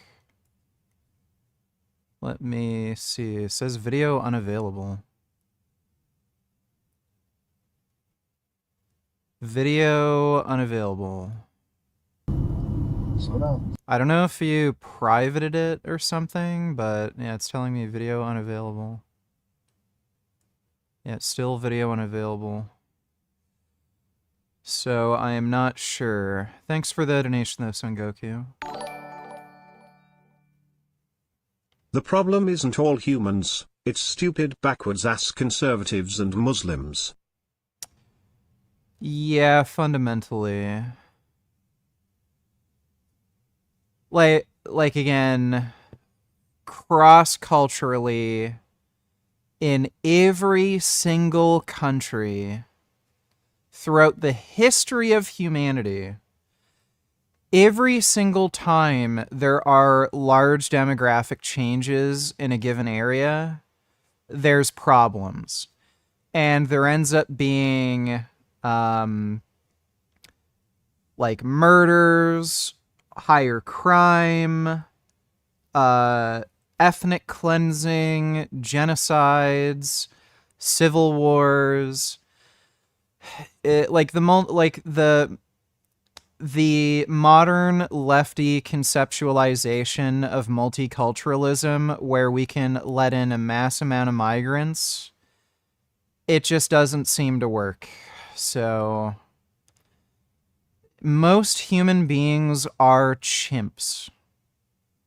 It's just the way it is. And you have to plan, these political and social policies around humans acting like, chimps that think in a tribal manner. So you can have some immigration, but you can't have too much, and you have to be selective of who you let in. It's just the reality. Thanks for the donation, though, Non-Wib. Just random vids donated $2. Let me see. Oh. Oh my god. Oh, that Corgi's becoming a Gundam. Oh my god. Oh. Oh, that is the most handsome Gundam I've ever seen. Oh my god, that dog is ready for battle. Oh, he could destroy so many Zakus. Oh, that is incredible. Oh my god. That's amazing. 80s ad or something else. Oh. Now you can be ninja with your very own ninja uniform. Practice the art of stealth and secrecy, or become invisible by blending into the shadows. This top quality uniform features a head wrap, hidden pocket for throwing stars, hand forearm sleeves, drawstring waist, and tie-downs on the pants. To order, send $24.95 plus $3.50 shipping and handling to Century Martial Arts Supply, P.O. Box 1. That's hilarious. Yeah, ninjas and karate were a big thing in the 80s. Red meat warning. This was the last meal of one of the 20th century's most brutal dictators. Welcome back to Eats History. This was the last meal of Joseph Stalin, a Georgian-inspired appetizer platter that was enjoyed on the dictator's final night.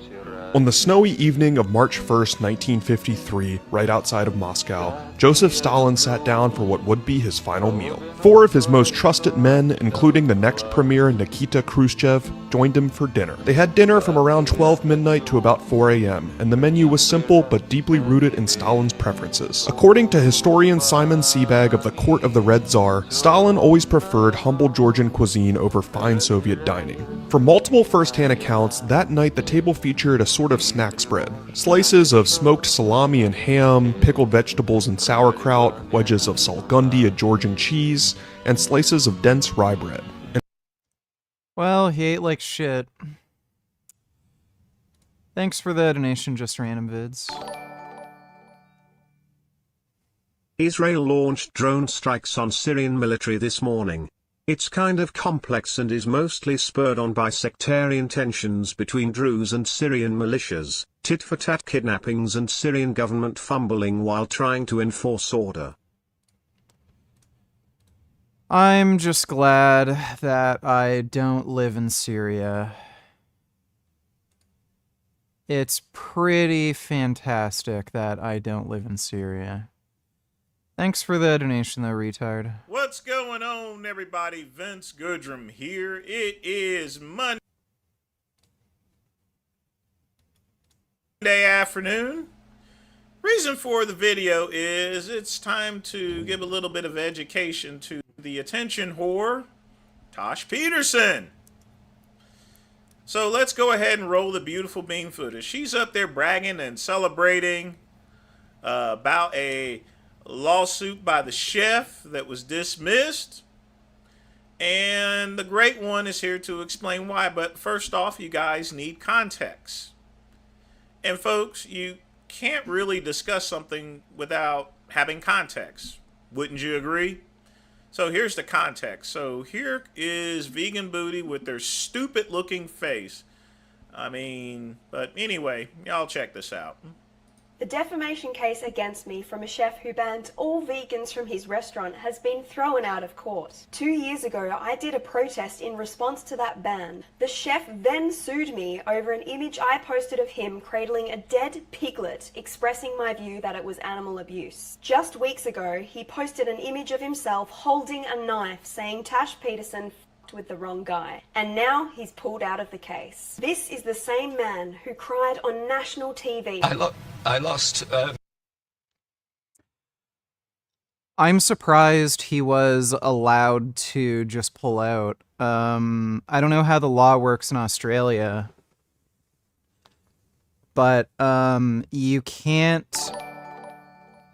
I know here. Now, be honest with me, nigger. Did Jasmine ever give sloppy?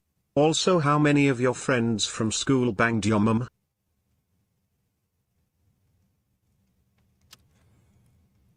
Yes, Jasmine did give me blowjobs, and nobody from my school banged my mom. Thanks for the donation, 21st. Yeah, I know here, if you start, like, some sort of defamation suit, you can't just out of nowhere say, I'm done. Not gonna do it anymore. So that's really weird. My partner? Because of this?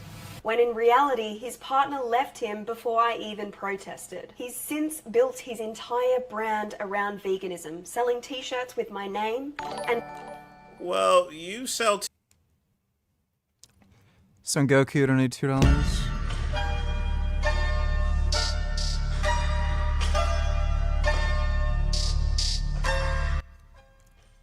Yeah, those are good pull-ups. Yeah, I wouldn't say there's anything wrong with those pull-ups. Looking good. Thanks for the donation, Son Goku. T-shirts and you build your brand around harassing people. I mean, seriously. But I didn't mean... I was going to wait until the end of the video to cut in, but I couldn't help myself. Sorry. Derogatory comments about my body, and he even claimed that he would get all my social media accounts shut down. And once I've finished this legal action, then I'm going to try and get her taken off all social media. This largely comes down to the fact that people accuse me of doing animal rights activism to generate income. Yet here I am, bankrupt from a previous defamation case, $500,000 in debt, and there is still no stop. Now I want to stop this. Here's the key. Veganism takes another one. Rip Finn. Finn died of old age. I think he was 11 or 12 years old. Thanks for the donation, Wandering Faggot. Key word here, folks. I want you to listen to this here. Rights activism to generate income. Yet here I am, bankrupt. Dodo donated $2. Run in a shadow war across the Middle East. Okay, we'll watch that a bit later. Thanks for the donation, Dodo. From a previous defamation case, $500,000 in debt. And there is still no stopping until the animal holocaust ends. Yeah, I know it wasn't you, Wandering You see, Mason. folks, that is the key word. You are bankrupt by $500,000. So for him to continue a lawsuit against you, in retrospect, you can't get water from a dry well. This is why I have to wait on Dubs for the exact. There was no basis for the lawsuit, and zero prospect of winning. And after he lost, he would have to pay her damages for, court and lawyers' fees. That's why he pulled out. So just because somebody's bankrupt, it doesn't mean you can't sue them civilly. They'd still owe you money depending on what damages are found in the lawsuit. So if, like, somebody were, like, I don't know, saying shit about me, like, oh, I'm a child rapist or something, and then I sue them, and it turns out they're bankrupt and they're in massive debt, it would still be worth suing them, because at the very least, if they ever talked about you again, they would go to jail. Like, they would be held accountable by the court. And again, just because somebody's bankrupt, it doesn't mean they have no income coming in. You'd be able to still garnish their wages. So the reason that guy didn't continue with the lawsuit was because there was no realistic prospect of him winning, because it was just pointless from the beginning. Everything he said was a lie, and he's just complaining about somebody sharing a personal opinion. She criticized him for playing with a dead animal. There's nothing you can sue for that.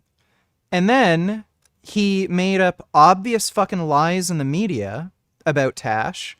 So he defamed her, and he was making veiled threats where he was, like, brandishing a fucking knife and then saying, oh, Tash Peterson fucked with the wrong guy. So he was never going to win. And she would be able to get damages from this bullshit lawsuit. So any lawyer fees that, she incurred, any court fees she incurred, he'd have to reimburse her. So that's why he pulled out. Exact same reason. You can't get water from a dry well, you dumb attention whore. Jesus Christ. I mean, what a ditz, Of course he's going to drop the lawsuit because he's just throwing money. Soul Child donate $2. Can we not talk about Israel today, please? Your takes are so bad. Makes me question whether you can even be called vegan. You're a dumb retard, dude. Just ask your mom if you can play, like, Xbox tonight or something, dude. I don't even know why the fuck you watch my streams. Like, you're actually a genuine dumb fuck retard. You will ask me something, I will explain to you in detail why what you're saying makes no fucking sense, and then you'll just make the same fucking argument that I already fucking explained is stupid. You have no fucking critical thinking skills whatsoever, and you're just a fucking retard who watches TikTok videos and is convinced by Chinese propaganda that Israel is somehow committing a fucking genocide, despite the population in Gaza increasing since the war, despite them facilitating humanitarian aid, and despite them having one of the best militant-to-civilian casualty ratios out of any military that's ever engaged in urban warfare. You're a fucking retard. Don't watch my streams. I don't even need your money. Just leave. Play Xbox. You're a fucking moron. Money out, He's throwing his money out. He's never going to collect. You owe $500,000. You know? Nah, I mean, jeez. So, in conclusion, I mean, go ahead and continue your little animal rights thing. And as far as the T-shirts are concerned, he plays the same game that you play. You guys make T-shirts, you get online, you start these social media channels and stuff like that. You two are playing off each other. You guys are 69ing. You're sucking his dick and he's eating out your pussy. All right, Vince is an idiot. What's going on? I'm just curious how many PPA who watch a stream are pro-Israel or pro-Palestine, so can you put a poll in chat and can you guess what percent are pro-Israel, what percent pro-Palestine? I'm guessing 95% Israel, 5% Palestine, which are mostly hate watchers.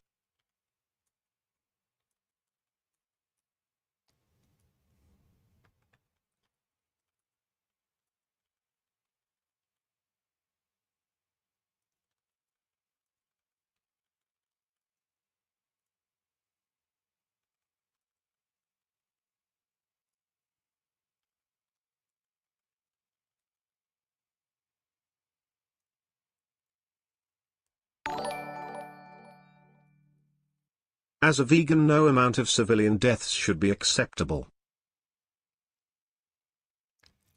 Oh, okay. No amount of civilian deaths are acceptable. Well, in that case, I guess you were against U.S. and Allied invasion in World War II, because no civilian deaths are acceptable. So we should have allowed Hitler to invade Poland, invade France, invade whatever other fucking countries he wanted to invade. We should have let him kill all the fucking Jews. We should have let him do whatever the fuck he wants because no civilian deaths are acceptable. The Allies are responsible for about 500,000 German civilian deaths.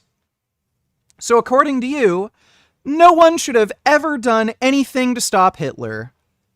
So there you go. This is why you're a fucking retard and you should just play Xbox rather than watching my fucking streams.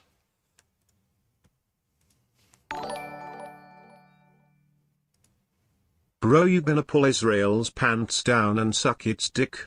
You are the biggest Israel dick rider. LLLLLLL. Shit is crazy. All you do all Mablong is same wah Palestina bad. I hate Muslims and children and bs jury on right her. LLLL. Yeah, it's great. Everybody, Vince Goodrum here. It is Wednesday afternoon. Just random vids, donated $2. You didn't finish the last video, but I'll fill in the rest. After Stalin's last meal, he treated to his private chamber. Was found dead on the floor the next day by stroke. What an ironic moment of divine justice for the mass murdering dictator. I'm pretty sure he was assassinated. I don't know if he actually had a stroke or if he was poisoned or he might have even been shot to death.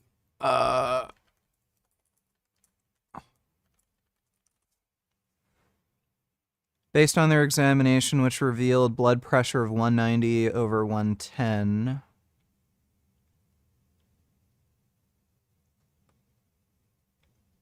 That is like super hypertensive crisis.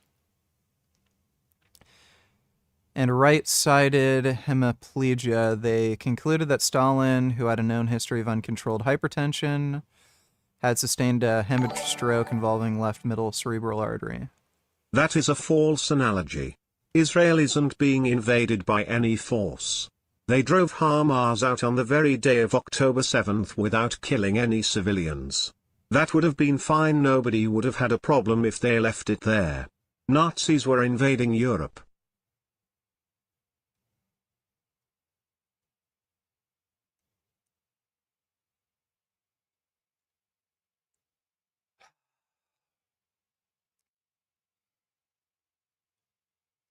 You are just so outrageously fucking stupid. I'm not going to bother explaining it to you. I would spend 10 minutes of my time explaining why what you just said is fucking stupid. And it would be a waste because you'll never understand why you're stupid because you're too stupid to understand why you're stupid.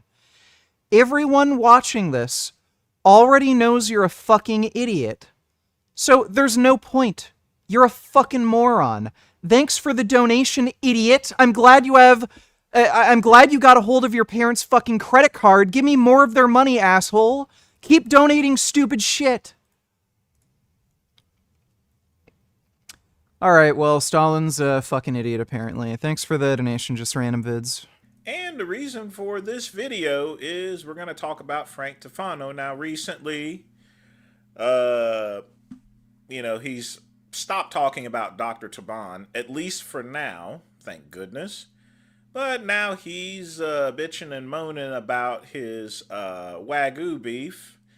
Now, apparently, and this is coming from him, he states that U.S. Customs had destroyed $27,000 worth of his meat, But I want you guys to watch the video. Let's check out and I just want you guys to get the context of things. I mean, at this point, I wouldn't be surprised if this is just part of the gang stalking. All the negative things in my life, from the botched eye surgery, losing hundreds of thousands of dollars at this point, getting scammed. And to top it all off, one thing I was looking forward to. We'll watch this later after we watch Frank's shorts and his other videos. Let's just get into the Frank thing. So let's watch his shorts first.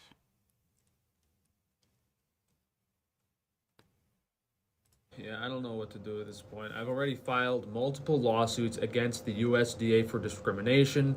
They've raided my business on multiple occasions and have never found me wrong of anything. They've never disrupted my business operations because I'm not doing anything wrong.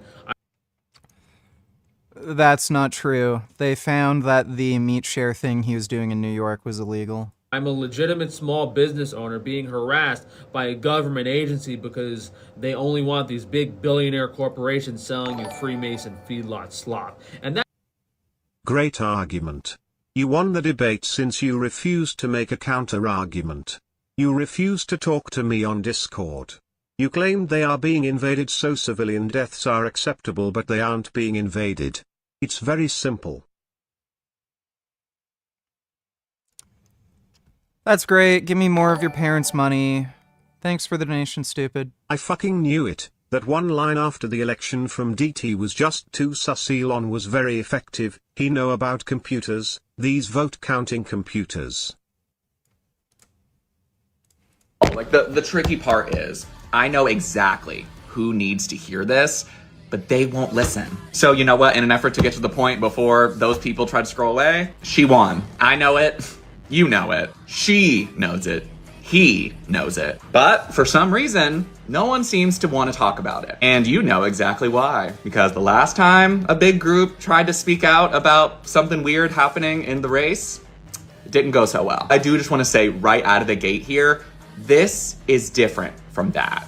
They had absolutely no evidence, no proof, nothing. Just that their dear leader said that's what happened, and they ran with it. Whereas this time around, you'll notice no one's really said anything. But thankfully, the data and the evidence are on our side this time, meaning this time it actually exists. Now, like I said, if you have been on this wave for a while already, you know about Election Truth Alliance and Smart Elections and their respective lawsuits about getting recounts done. And if you don't, and this is news to you, check out their websites. I've done multiple videos on this, so please try to go and find them. Actually, I'm gonna re-edit the caption after I post this since I'm filming in the app, and I'll tag them in the caption. But what it essentially boils down to, y'all, is that people in, counties, specifically in Rockland County in New York, people are coming forward with signed affidavits, like swearing legally. And, if they're lying, they could get in ginormous trouble, saying, I voted for this candidate, but the official records say that candidate got 0 votes. And they don't just have one person saying that, they have enough for it to look like a pattern. And enough of a pattern was evident that the judge literally ruled that they could go into the evidence gathering phase, which is happening right now, with the next court date set for September 22nd. Not to mention, this same data has been peer-reviewed and yielded the same conclusion by world-renowned statisticians like Dr. Walter Mebane, who, if you don't know, is basically like the guy that like the UN calls when there's voting irregularities globally. And after reviewing the stuff that Smart Elections and Election Truth Alliance put together and are running through the courts, he came to the same conclusion. Actually, he found it was even worse. And you know what? If you're part of the group of people who don't really believe me or think that this is hard to digest, take a look at their websites. Poke around, look around. I've heard about this already. I think the idea that Trump somehow manipulated the election is extremely unlikely. If voting machines were used, it's entirely possible that there are errors with the voting machines. The voting machine thing is really crazy. A lot of these machines don't actually get tested before being sent out, and they are prone to a lot of errors. So there could be something to it. I don't think it's like part of some grand Republican conspiracy where they actually manipulated the election results somehow. If it was anything, in all likelihood, it's voting machine errors that just happened to favor Trump, if I had to guess. But we'll find out and see. Thanks for the donation, David. The donations are what makes a Vegan Gains stream the best streams to watch. I think out of any streamer, I do get the most retarded, funny donations. Thanks for the donation, though, Dodo. Grey Knight donated $2. If Soul Child still has mommy and daddy money left over, can he ask him what does he feed his cat? Lol. I hope his cat claws his eyes out in his fucking sleep. That's what I hope. Thanks for the donation, Grey Knight. You won't debate me on Discord because you're a beta cuck soy boy flippity flop spoiled vegan pancake looking ass. I don't even think that's Soul Child. Thanks for the donation, dude.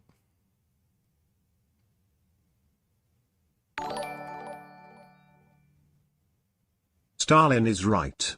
You're just being a big fat baby bitch. Watch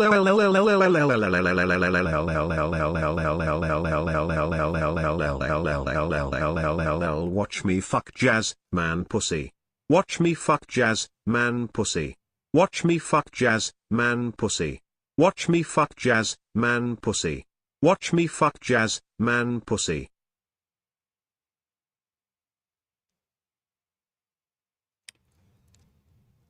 All right, well, thank you for that. Appreciate the donation, Tisk Tisk. That's most likely what happened. Some degenerate douchebag at the USDA that has it out for me sees this package. I mean, I feel like this is almost criminal at this point, causing direct fiscal harm to my small business. The other stuff was obviously discrimination, but this just straight up stealing and damaging $30,000 worth of product, that's kind of on a different level. And I think the only thing to do at this point is to start promoting non-USDA processed meat. So encouraging people to purchase directly from the farm from me. So we sell the cow, we go to the farm, we slaughter it, no USDA inspection. Isn't that illegal? Yeah, so this whole situation is funny. He claimed he ordered Wagyu beef from Japan. There should be zero issue with importing Wagyu beef from Japan. It's highly regulated by the Japanese. He probably did something weird where... So, let me see. He said he paid for a whole cow. How much does a whole Wagyu cow from Japan cost?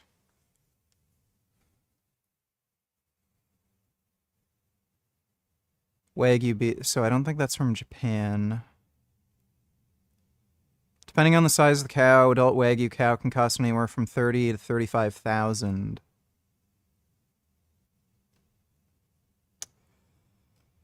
So he said he spent 27,000.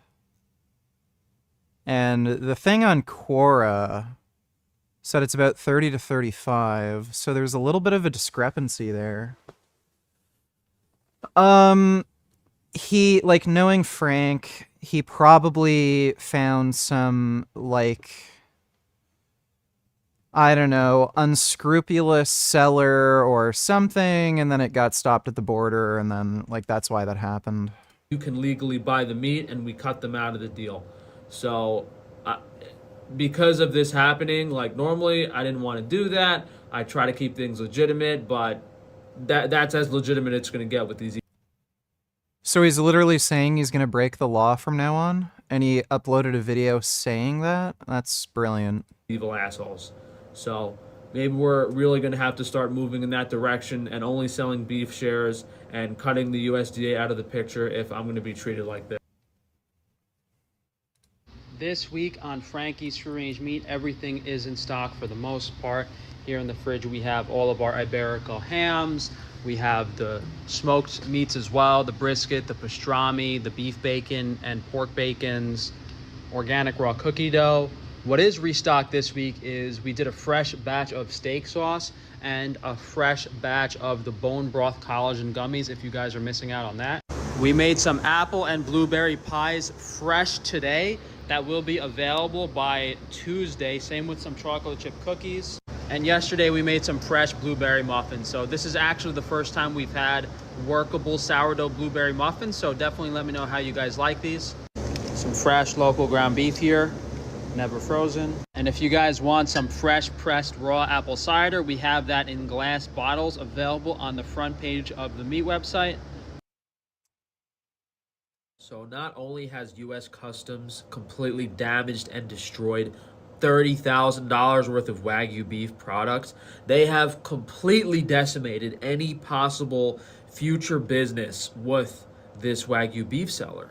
And how much longer am I going to be in business for? 20, 30 years?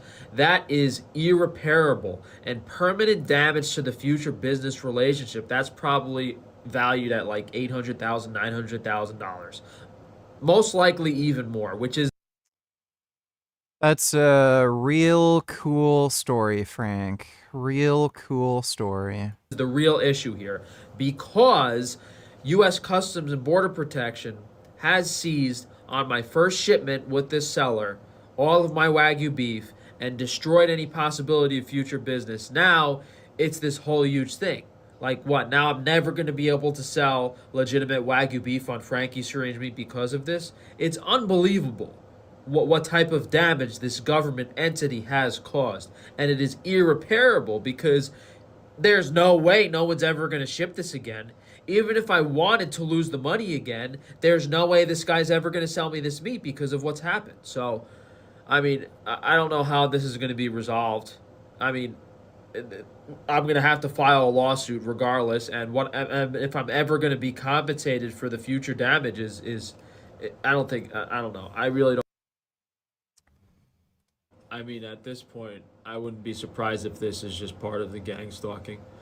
You know, all the negative things in my life, from the botched eye surgery, to losing hundreds of thousands of dollars at this point, getting scammed.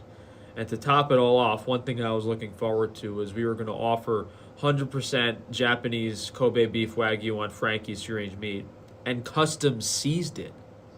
I paid $27,000 to have one cow air shipped to New York to offer the highest quality meat in the world to try to make it affordable for you guys. And Customs seized the package. $27,000. How could the U.S. government do this to a small business? My importer said this is the first time he's ever seen this happen in all his career of doing business, but I guess that's typical with Frank Tufano. Yeah, I really wouldn't be surprised if this was this gang stalking and There's an insider there that knows the products from me. I don't know what to do at this point. I mean, this is just going to contribute to my bankruptcy. I'm going to have to file an insurance claim for a crazy amount of money because this is factoring in like the profit margin of me selling it to pay for it back. And my insurance company's probably not going to even approve it. I don't know what to do. I don't know what to do at this point. This is just like unheard of stuff. Completely unheard of.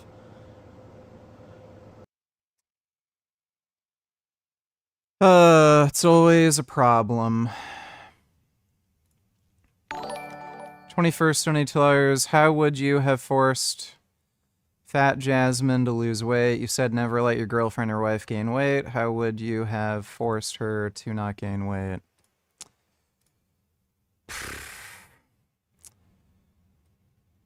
I think I would have... Why is it not... Jesus, what the fuck is... Oh god. Is my mouse broken? I probably would just create a policy of no junk food. Everything we get from the store is whole food, clean, and I would have imposed like a limit on how much food she could like buy per week, shit like that.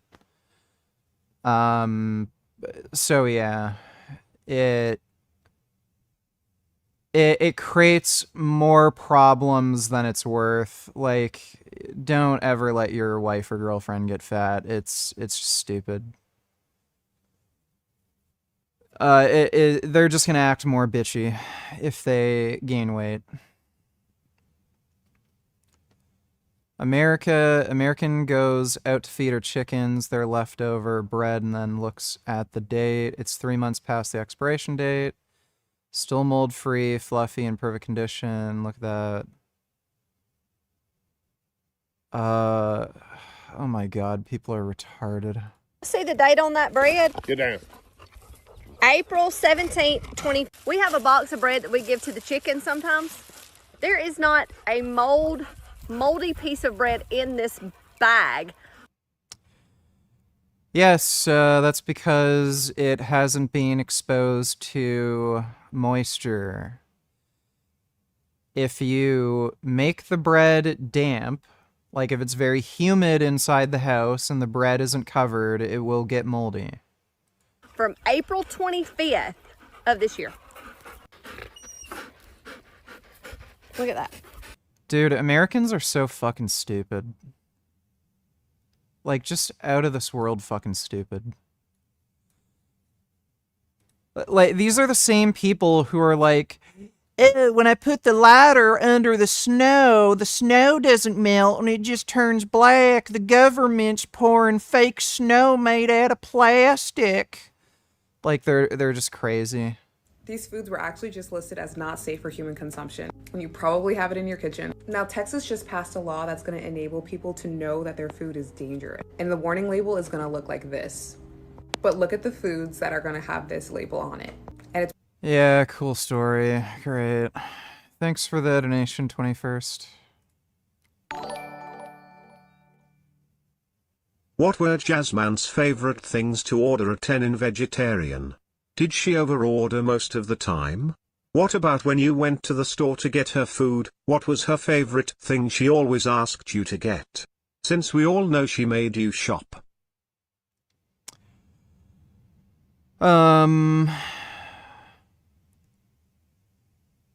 I think she liked getting the spider maki rolls from Tenon, and she also liked the mock duck.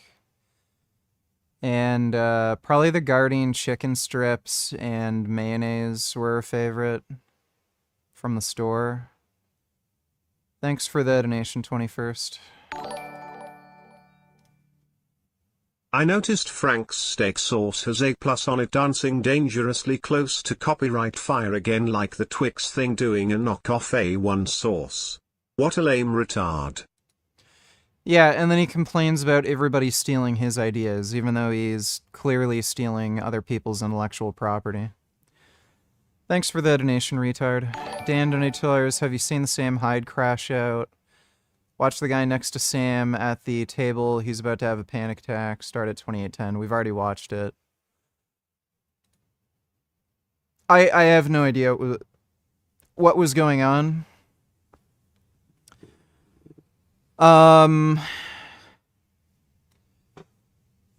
I would have to see that whole,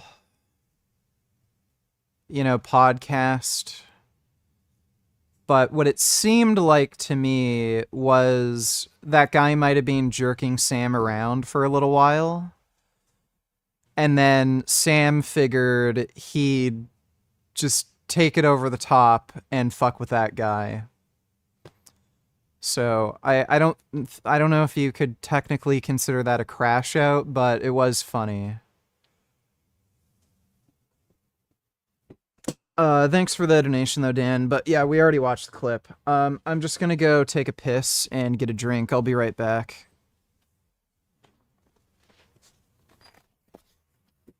What are you up to, little sweetie?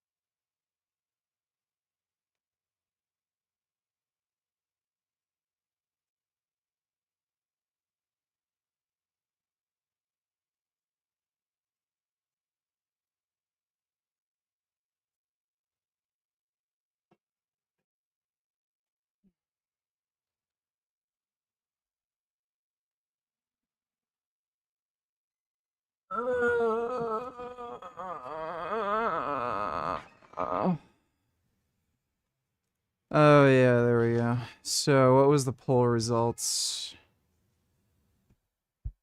63% pro-Israel, 27% neither, 9% Palestine. Alright, well,